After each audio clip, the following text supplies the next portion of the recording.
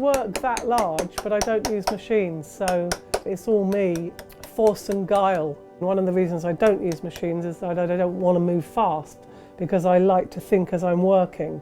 I like to take the layers off really, slowly. I started thinking about birds and the red list, birds that are becoming extinct or in decline, and there's a lot of them. I found pebbles that were suitable for the scale of the birds that I wanted to kind of commemorate, memorialise.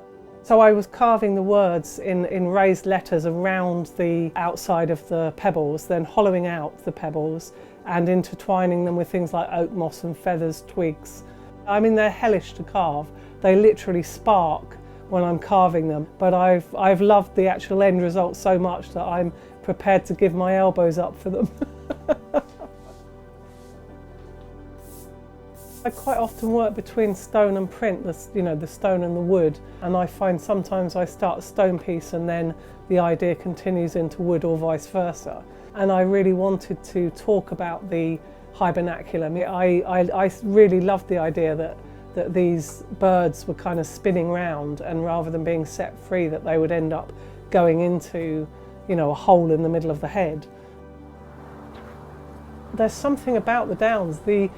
When I'm cutting stone, when I was cutting the foundle chalk on the hillside, you're cutting into stone where the light feels like it's coming out. And there's just something profoundly beautiful, I think, about the Downs. It is a very special landscape. I mean, I'm biased because I walk in it daily and I love it.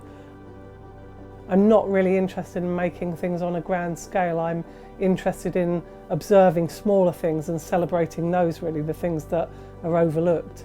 When you really look at something, then you do learn to care about it. And then when you care about it, then we have a chance to make sure that things continue, and I think that's really vital at the moment. If I keep looking and I keep sharing what I find, then hopefully I can't do very much about the bigger picture, but I'm loving what I'm doing, and also I'm hopefully inviting other people to pay attention to things, and I think that's something that, of communicating your passion and asking questions, those connections I think are really vital, and that is something that I think is a really big part of what I enjoy about my work.